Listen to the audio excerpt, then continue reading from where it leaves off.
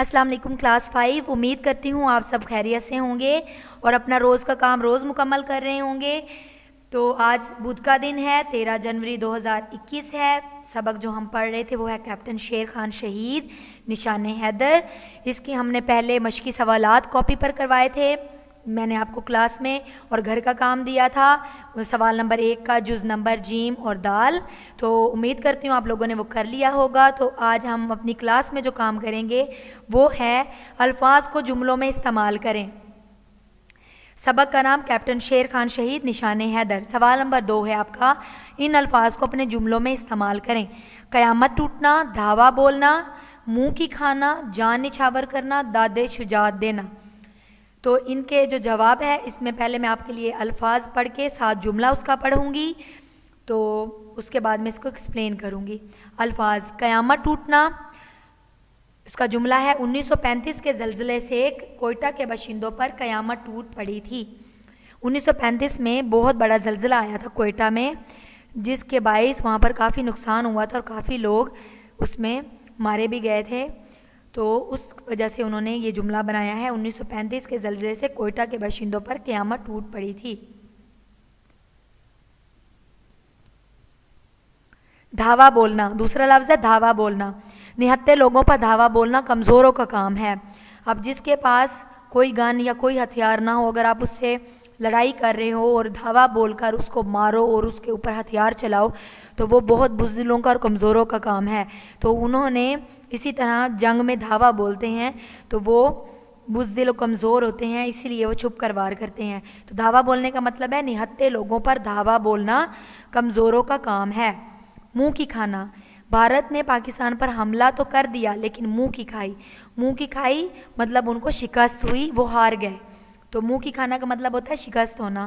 بھارت نے پاکستان پر حملہ تو کر دیا لیکن منہ کی کھائی، یعنی کہ ان کو شکست ہو گئی۔ جان نچھاور کرنا، شیر خان نے کشمیر کے محاذ پر اپنی جان نچھاور کی۔ شیر خان نے، انہوں نے اس کے بارے میں جملہ بنایا ہے، شیر خان نے کشمیر کے محاذ پر اپنی جان نچھاور کی۔ کشمیر کے محاذ پر جہاں پر جنگ جاری تھی، وہاں پر انہوں نے کشمیر کے محاذ پر اپنی جان نچھاور کی، مطلب انہوں نے اپنی جان کی بازی لگا دی ملک و قوم کی عزت بچانے کے لیے۔ اور ملک و قوم پر انہوں نے اپنی جان کو فوقیت نہیں دی، بلکہ ملک و قوم کو اپنی جان پر فوقیت دی اور اپنی جان ملک کے لیے نچھاور کر دی، کہ اپنی جان سے ہاتھ دھویا لیکن عزت و احترام کے ساتھ، اور وہ ان کا نام شہیدوں میں شامل ہو گیا۔ اور جب تک وہ زندہ تھے وہ مجاہد تھے، اور بعد میں ان کا نام شہیدوں میں شامل ہو گیا، کیونکہ انہوں نے اپنی جان کی بازی یہ سوچتے ہوئے نہیں لگائی کہ میری جان زیادہ قیمتی ہے۔ داد شجاعت دینا، کشمیر کے محاذ پر کئی اور فوجی بھی داد شجاعت دینا چاہتے تھے، لیکن یہ سعادت کیپٹن شیر خان کے حصے میں آئی۔ کئی اور فوجی بھی چاہتے تھے کہ جو ان کو رتبہ مل رہا ہے وہ ہمیں بھی ملے، لیکن کیپٹن شیر خان بہت زیادہ لکی تھے، بہت زیادہ خوش نصیب تھے، جن کے حصے میں یہ سعادت آئی۔ سعادت خوش بختی ہوتا ہے، خوش نصیبی ہوتا ہے، تو ان کے حصے میں یہ سعادت آئی، وہ خوش نصیب تھے کہ اللہ نے ان کو شہادت کے رتبے پر فائز کیا اور پاکستان نے ان کو نشان حیدر جیسے اعزاز سے نوازا۔ یہ ان کی خوش قسمتی تھی۔ حالانکہ وہاں پر موجود سارے فوجی یہ اعزاز لینا چاہتے تھے، وہ داد شجاعت حاصل کرنا چاہتے تھے، لیکن اللہ تعالیٰ نے ان کا نام شہیدوں میں لکھا ہوا تھا کہ میرے شہید لوگ جتنے بھی ہیں جو اسلام کے لڑ رہے ہیں، ان میں کیپٹن شیر خان بھی شامل ہیں۔ تو ان الفاظ کے معنی آپ نے اپنے کاپی پر لکھنے ہیں، یہ آپ کی جماعت کا کام ہے، اپنی کاپی پر آپ نے یہ کام لازمی کرنا ہے۔ تو بیٹا روز کا کام روز کرنا ہے، اس سے کوئی مشکل نہیں آئے گی آپ کو، آپ کے پیپروں کی تیاری بہت اچھے سے ہو جائے گی اور آپ کے پورے نمبر آئیں گے۔ تو اچھے بچوں کی طرح روز کا کام روز آپ نے مکمل کرنا ہے، کسی کام میں تاخیر نہیں کرنی، ڈیلے نہیں کرنا۔ اچھے بچوں کی طرح روز اکارڈنگ ٹو پلانر آپ نے کام کرنا ہے، جو سمجھنا ہے وہ آپ نے ٹیچر سے پوچھنا ہے۔